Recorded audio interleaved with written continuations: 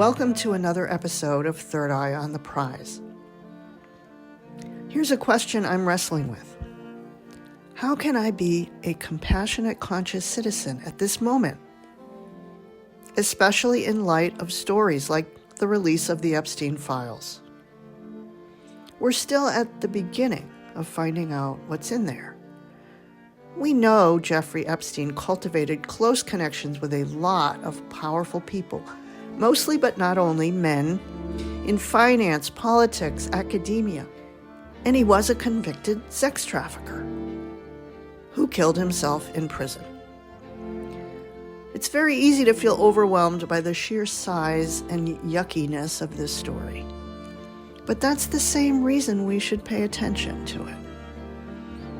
And there are serious journalists and others doing the hard job of trying to find out what's in there, make sense of it, and tell us about it.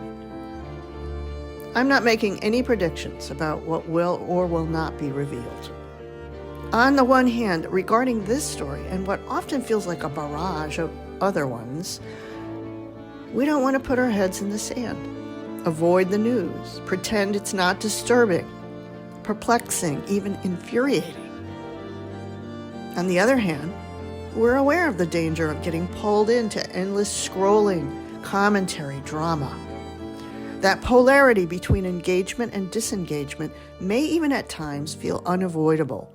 Ignore the ugly stuff, get distracted by trivia, or consume everything and feel overwhelmed and oversaturated. But that is a false dichotomy.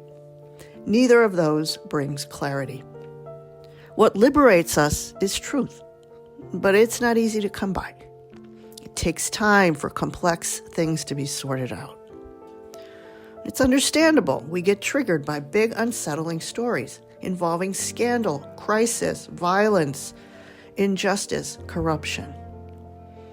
We may feel a strange mix of fascination and dread, a sense of something enormous happening beyond our reach, an almost gravitational pull towards speculating and jumping to conclusions. Because really sitting with the unknown is so uncomfortable. I'm interested in larger currents that shape what's happening globally and locally. But I'm also sensitive to signals from my nervous system. I know when to shut something off before it tips over into toxic territory. And I spend very little time hanging out on social media. Something that's always fascinated me are moments when hidden information comes out and dramatically reshapes our understanding. Daniel Ellsberg releasing the Pentagon Papers, revealing what was really going on behind closed doors in Vietnam. Woodward and Bernstein breaking the Watergate story. These revelations would not have been possible without courageous reporting. Those guys put their necks on the line. Ellsberg had to photocopy thousands of pages by hand in the middle of the night. He describes that in detail in his memoir, Secrets. Even works of art, like The Wolf of Wall Street, can provide a lot of clarity and insight about real events. I just heard a podcast about the Epstein story. I'm going to strongly encourage you to listen to it. It's a deep dive conversation between two highly respected journalists, not sensationalist at all. No sound bites or memes. You do have to spend about 90 minutes.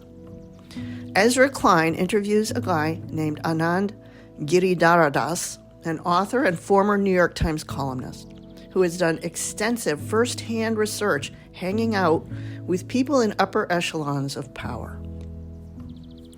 You can hear their conversation on the Ezra Klein Show or watch the YouTube video of the same episode. It's titled, What the Epstein Files Reveal About How Elite Worlds Work. There's a link in the show notes.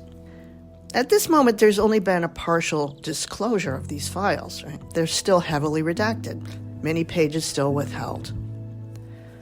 But if you think this stuff, uncovering scandals, ever happens quickly or easily, that's an illusion. Looking back on past examples, it's easy to forget how difficult it was. How long it took, how much digging, how much diligence, how much risk.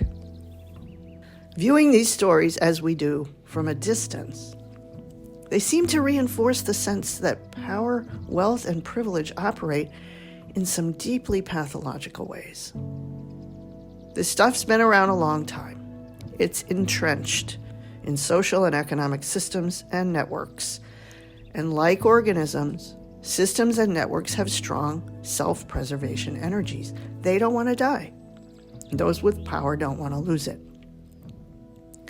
These large evolutionary and karmic forces preceded us as individuals, and they will outlive us.